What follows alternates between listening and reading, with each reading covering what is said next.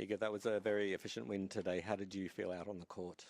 Well, for sure, I felt great, and I felt like the ball is listening to me. So, just pretty loosened up, and at the end, I felt like all the tactics and everything I wanted to do, I was able to. So I just kept going. Any questions? Do you enjoy being ruthless, and do you take extra satisfaction from a 6-love set?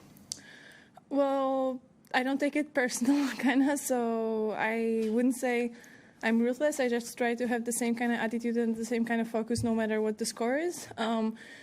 But it's not like I want to, show something.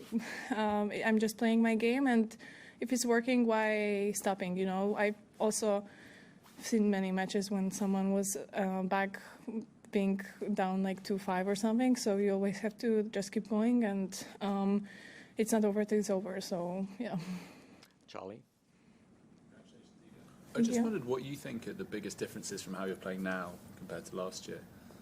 I think kind of everything changed, because for sure last year I think it was the toughest Australian Open I ever had. Like the draw was pretty unlucky for me, but I mean, still, if you play well, you're able to get through that. But I remember I was just tight, and didn't move well. Also had some, things that bothered me, like physically as well. So now I feel much more fresh, and I feel like everything is in the right spot and working. So I can just focus on the game, and that's it. I don't need to fight through some stuff. I feel like less stressed, and it's helping for sure.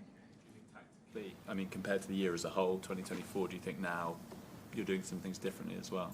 Tactically? Yeah. Well, I do things differently for every opponent, so there's no way you can compare.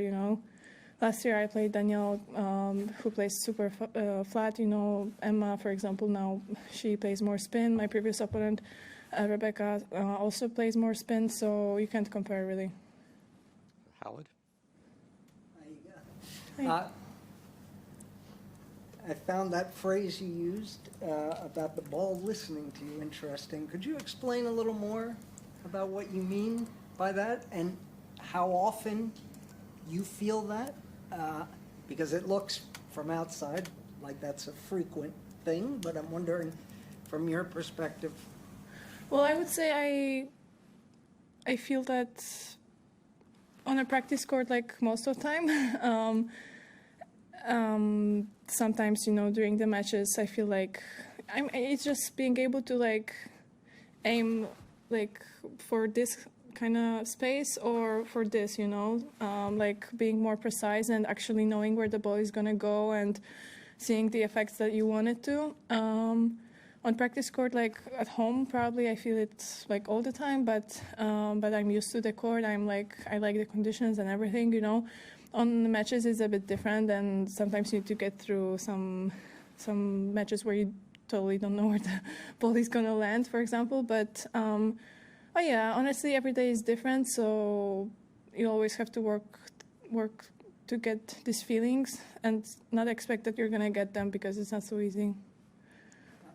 I also just wanted to ask, at the end there's this ritual of writing on the TV camera.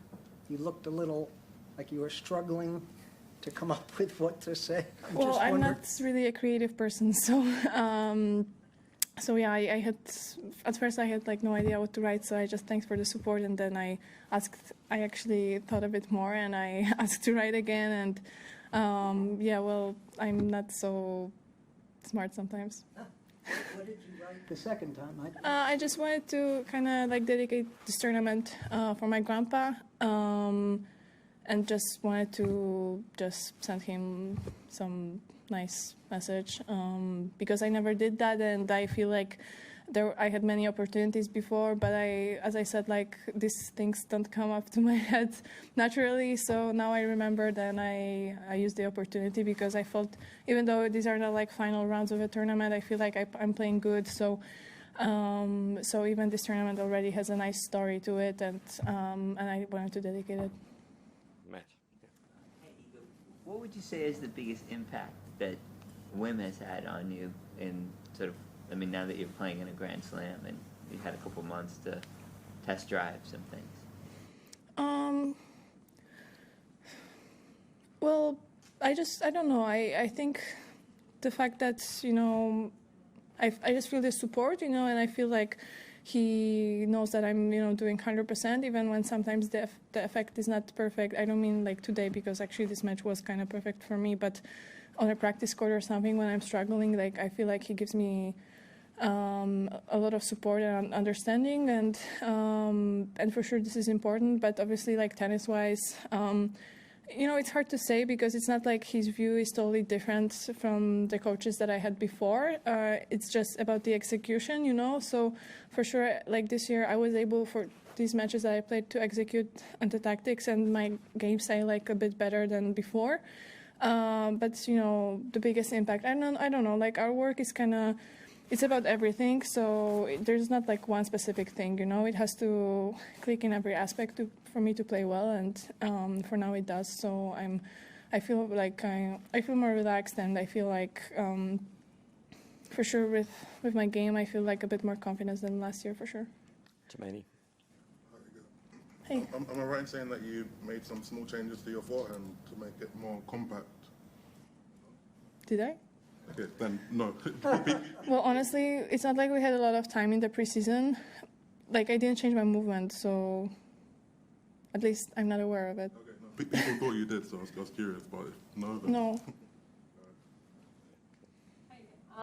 Obviously, very early in the year, you've had one loss this year, though, so far, to Coco 2 weeks ago. I'm just curious to know how you see your game today compared to, that match 2 weeks ago, and do you think that if you played like you did today, that result might have been differently? Doesn't make sense like to compare, like playing against Coco is different than playing against, Emma or other players. Like she's literally like one of 3 best players in the world right now, I would say. So yeah, but I mean on United Cup, I felt like I'm playing good. I had these nice matches with Muhova and with Bulter as well. Like I was in trouble, I was able to come back. I won against Elena for the first time on hard courts, or faster hard courts. So it was nice. I felt like I'm playing good, but for sure, like I was super, like I couldn't give 100% on that match with Coco. Obviously, like she earned it, and she played also really nice and pretty aggressive and everything. But at the end, like I couldn't really move much because everything hurt me. So for sure, I would like to play again with Coco when I'm more like fit and ready to run and everything, because with Coco, like you need to physically be ready. She's running a lot as well, so the rallies can be long, But yeah, I mean, during the whole year, I think there are many situations where I don't know, both players are like fresh, or one is fatigued, one not. Like Coco could also, like United Cup is intense for everybody, So you never know what you're gonna see on the other side of the net. But when you play these top players, like you always need to be ready and 100%, to win against them. So also these like previous wins that I had with her, they didn't happen like that. I always had to work for it. So I wouldn't compare. Totally different story, totally different tournament. Do you feel fresh in this Australian Open? Like, do you feel good? Yeah. I feel much more fresh than for past 2 years. Like, even though it's beginning of the season, last 2 years I felt much more like fatigue and also a bit more stress, I would say. So this also comes together. So yeah, for sure. Like now I can just focus on improving my game rather than like feeling better.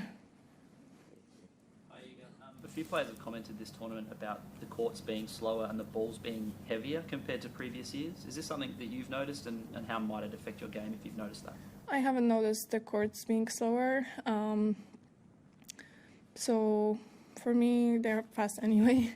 And the balls, I remember that last year I felt like at the beginning when they were new, they flew like, bullets. You couldn't really control them, especially like, they were just so like fast in the air, I don't feel this year, but still they are really dynamic and they're bouncing off the court pretty fast. So So I wouldn't say there's much difference. Okay, we're going to go Simon, David, Craig, Dan. Movement is obviously a big part of your game, and you can hear your feet squeaking on the court. Is that just because the way you move, or do you have particularly squeaky shoes? It's the way I move. Yeah. Can you hear it when you're moving? Do you notice? Well, honestly, when I started working with On, I realized that there are different ways to do the shoe as well. And they were able also with the Roger shoe to kind of avoid any kind of noise, but I didn't want that. Also, I want my, grip and the shoes that are not squeaking much. I think the sole is like more flat, so like it has no like spaces in between. So I like it, and I asked them to kind of keep it the same, that I always had before, and they are really great brands, so they did it perfectly for me, and but also it's the way I move, I would say. David. Thanks. Okay. I've had my Craig. There were a lot of suggestions about how Raducanu had played over here, that there was a freshness about her and that she had really picked things up. She was looking so much better on the court. Did you have any note of that going into the match today? And if that was the case, if you were aware of all that, does something like that spur you on even more to really score line today? I wasn't really aware because I'm not, reading much what you guys write. Sorry. Maybe after the tournament. So I'm so focused on myself, kind of that honestly it doesn't matter. Also, like every match is different. So what you've seen, like 2 days ago, like also I might not play the same. It's hard to keep the same kind of level for whole 2 weeks or even for a week sometimes. So all these stories behind, like I don't really focus on them. And I was ready for a big battle and for anything, that Emma can show.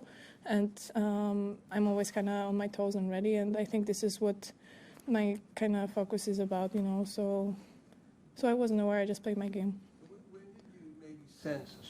When did you maybe sense that this was going to be such a one-sided scoreline during the match? I try not to think of that, during the match, because it makes your head kind of lazy, And as I said, like I saw many matches where players that were coming back from 2-5, so I just wanted to finish it and to close it. And I don't know, I felt like she might lost her belief a bit, but honestly, you never know, like what's going on the other side of the net. I know that if I would not be so intense, if I would back out a bit, she for sure would use it because she's an experienced player. And so I just focused on myself. Didn't want to, change anything. Okay, final question in English, Dan. A lot of players barely leave the bubble of Melbourne Park and their hotel. You famously in Paris like to get out to parks, and it's worked obviously very well there. Just wondering if you found any in Melbourne where you like to do that, and how important is this disconnect for you given the intensity you bring to practice and match day?